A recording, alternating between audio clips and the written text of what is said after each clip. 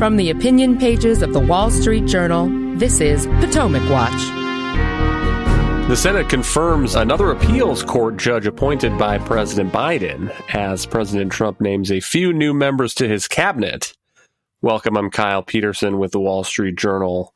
We're joined today by my colleagues, editorial board member Colin Levy and columnist Alicia Finley. The number of President Biden's appointees to the federal judiciary are now up to 217. That is nearing Trump's appointments of 234, counting all levels of the federal courts. According to one report, there are 44 current vacancies for these lifetime appointments, 14 nominees awaiting action in the Senate.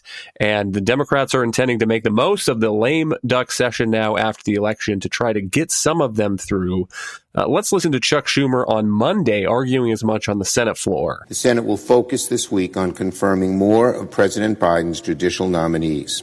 The majority will keep working to confirm as many of President Biden's judicial nominees as we can before the end of the year. That will be one of the Senate's top priorities. So let me repeat. The Senate is going to keep prioritizing judicial and administrative confirmations this week, this month, and for the rest of the year. And here is Florida Senator Rick Scott arguing on Fox News that Republicans need to be there to try to block these nominees. Republicans need to be a brick wall to these radical Biden nominee picks, or judicial picks. They're not people that should be judges. They're right at the end of the administration because they've been so controversial. So I think all my colleagues are going to show up. We're going to do everything we can. We're going to use every procedural move to make sure that these nominees do not get through. And then Donald Trump will have the choice to pick people that believe in following the law, believe in judicial restraint. So I'm very optimistic that everybody's going to show up and we're going to block these judges. The trouble, Colin, for Republicans seems to be attendance. And on Monday, the Senate confirmed Embry Kidd to an appointment, a lifetime appointment as a judge on the 11th Circuit Court of Appeals. The vote in the Senate was 49-45, with John Fetterman not voting, Pennsylvania Democrat, and Joe Manchin of West Virginia voting no.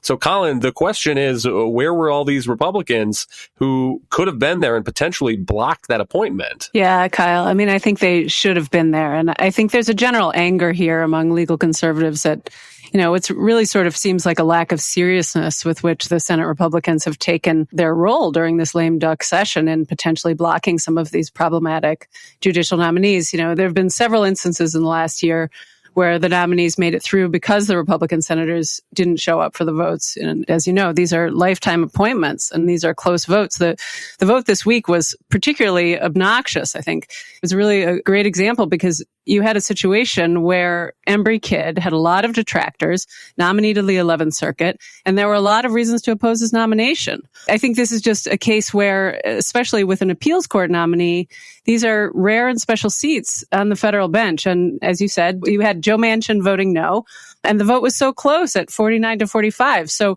when you have 5 Republicans who just don't show up, that's frustrating. And of course, there were excuses. J.D. Vance wasn't there. He had transition business.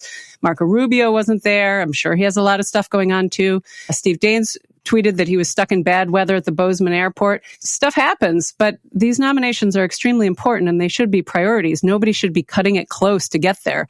This is a lifetime appointment to the bench that represents hundreds of big decisions, and these guys should be there. And this obviously isn't the first time it's happened, so I think that's why there was a lot of frustration. Notable to see President Trump wading into this. Here is his Truth Social post on Tuesday. The Democrats are trying to stack the courts with radical left judges on their way out the door. Republican senators need to show up and hold the line. No more judges confirmed before Inauguration Day. And because Democrats control the Senate, there's no way Republicans could guarantee no more judges confirmed before Inauguration Day. But they could make it at least more difficult, given that there may be Democratic absences as well. Democrats who might also be stuck on the tarmac in bad weather. And Alicia, one question is whether President Trump is telling that to his running mate, because here is what J.D. Vance said after the appointment, the successful confirmation of Judge Embry. He said, "I was meeting with President Trump to interview multiple positions for our government, including for FBI director. He said, I tend to think it's more important to get an FBI director who will dismantle the deep state than it is for Republicans to lose a vote 49-46 rather than 49-45. But Alicia, that just goes to show the diffusion of responsibility. Each senator thinks, I was not the deciding vote here. I just made it 45 Republicans instead of 46.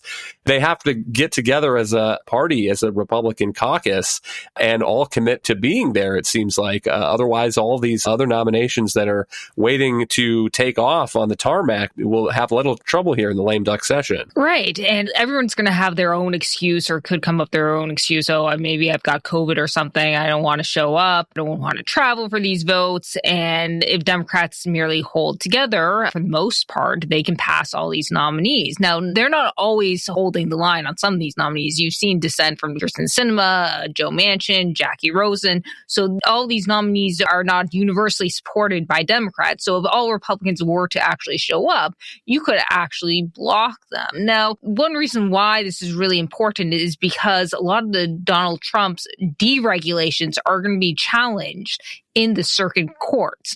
And some of these will go to the Ninth Circuit because liberal groups like to forum shop, though increasingly they're preferring the First Circuit, which is actually turning more liberal than the Ninth Circuit due to some of Trump's nominations to the Ninth Circuit during his first term.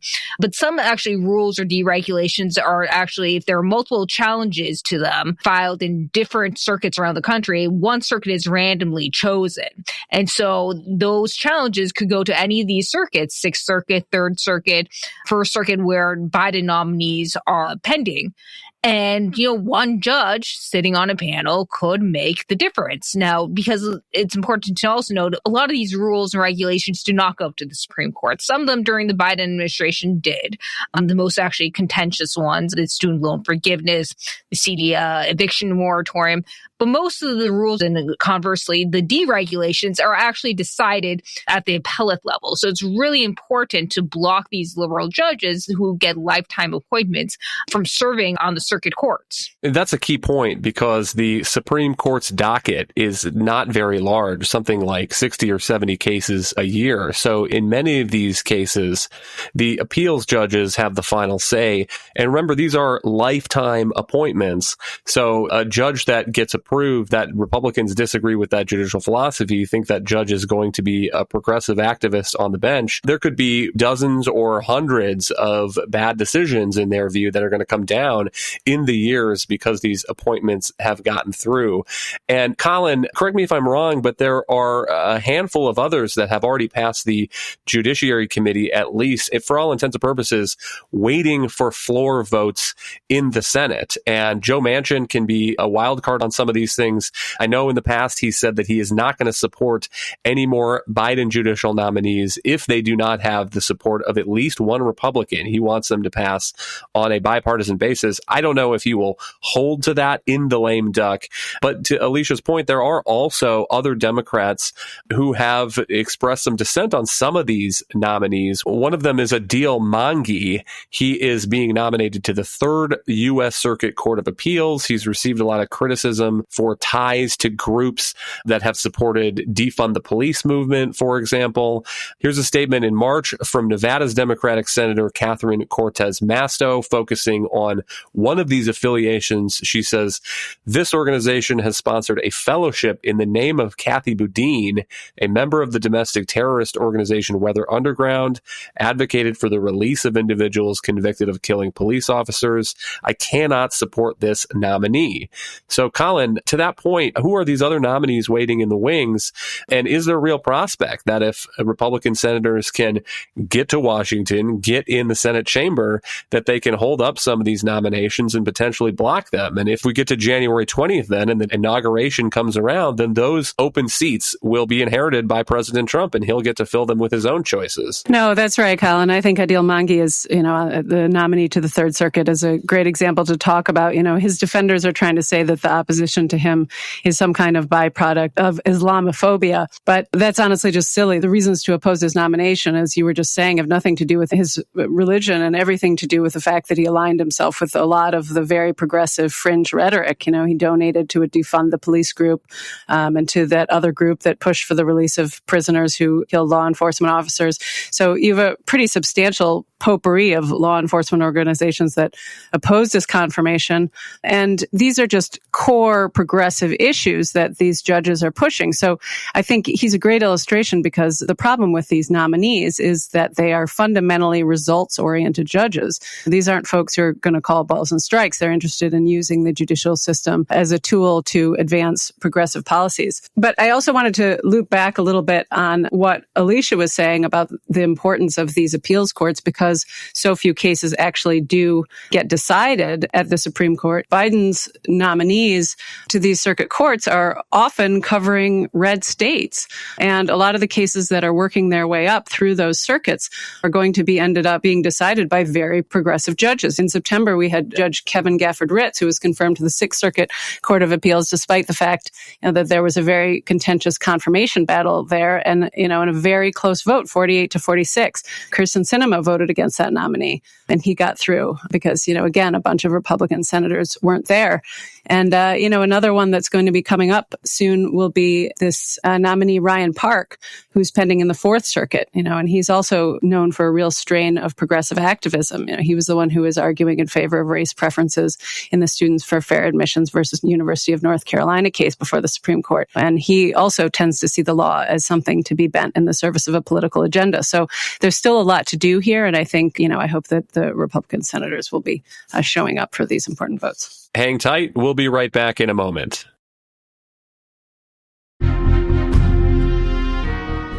Welcome back. Let's turn to a few more of the recent announcement by President-elect Trump of who he wants to serve in his next administration. And Alicia, why don't we start with Brendan Carr, the commissioner on the Federal Communications Commission. President Trump says he wants Brendan Carr to be the chair of the FCC.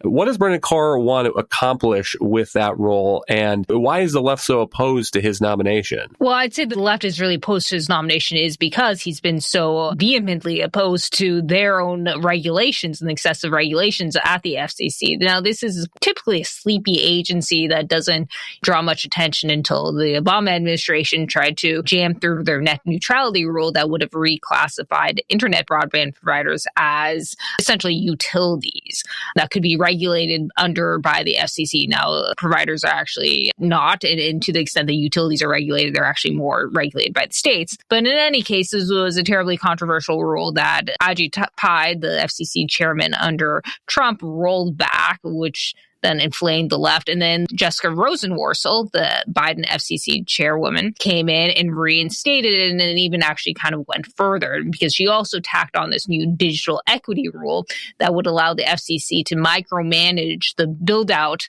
of broadband networks and their pricing policies and terms and conditions in order to ensure equity based on race and income and other socioeconomic demographic criteria. But essentially, it would put the FCC in control of broadband networks.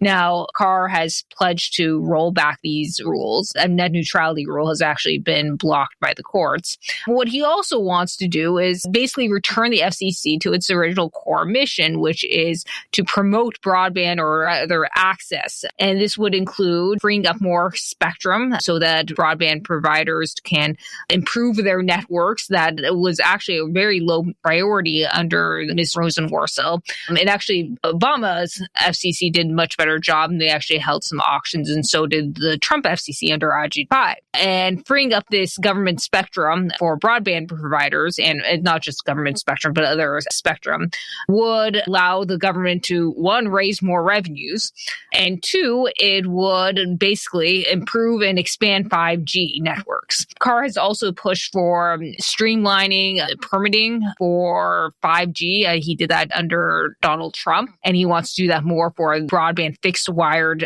networks. Previous deregulation mostly touched on the wireless networks. But I think the other thing that he's done, or has rather said, that has become a lightning rod is Section 230, which is a provision in the Telecommunications Act of 1996 that provides liability protections for online platforms for what their user-generated content. Now, he isn't proposing that the FCC rewrite it. He has proposed that the FCC issue an advisory rulemaking suggesting how the FCC would interpret it, but the courts aren't bound by that. And he's also advocated that Congress change it and limit the protections for tech companies that try to stifle speech or discriminate against people based on their political activity. And honestly, I wouldn't support that, but that's really up to Congress. He's not really advocating for the FCC to get outside of its lane here. Colin, a couple other picks in recent days that strike me as pretty much within the mainstream. Sean Duffy for Transportation Secretary. Many people maybe know Duffy best these days as a personality on Fox News, but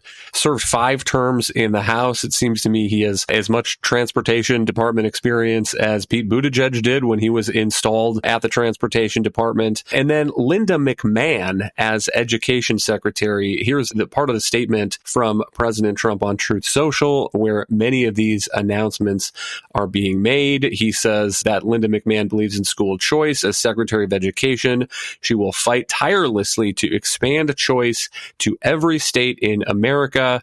He also says this is the last line: we will send education back to the states, and Linda will spearhead that effort, unquote. That I think is particularly interesting given that President Trump has at times suggested that he wants to abolish the Education Department, a Republican goal for a long time, decades now. And it will be fascinating to see how Linda McMahon approaches this job. But part of the issue is that you can't abolish a department without the consent and the participation of Congress and the lawmakers that establish the department. So maybe I would lower expectations a little bit. But Colin, this strikes me as, again, a pretty mainstream choice. Linda McMahon served in the first Trump administration as head of the Small Business Administration. So probably few confirmation surprises that we didn't hear about last time. Yeah, I agree with that. I mean, I really like the emphasis on school choice. I think that's a great thing to really put at the top of the agenda. I mean, if that's something she's going to focus on, then that'll be great. I agree. I think she's an interesting pick, and as you said, she used to lead the Small Business Administration, and also had that background in starting the professional wrestling company, WWE. So, as we look at Trump's picks, you can really see that, she's more of a businesswoman than an ideologue. It would be my impression. Of course, she did chair the board at the America First Policy Institute, which has supported school choice. So the hope would be that she'll bring some of that perspective to her role at education. But yeah, the main job of the Education Department is to distribute the federal money to colleges and schools and handle federal student loans. So that's in many ways really a management role to which she's probably pretty well suited. I know Donald Trump's been saying lots of incendiary things about cutting off money for this or that on a political basis, but I'd be inclined to think that there's probably more bluster there than reality. And ditto on his plans to abolish the Education Department. Everyone likes to talk about how the Education Secretary could abolish the Department of Education, but that's honestly a bit of a figment of people's imagination. As long as it was created by Congress, Congress is the one that has to abolish it. I can't imagine that's going to happen anytime soon.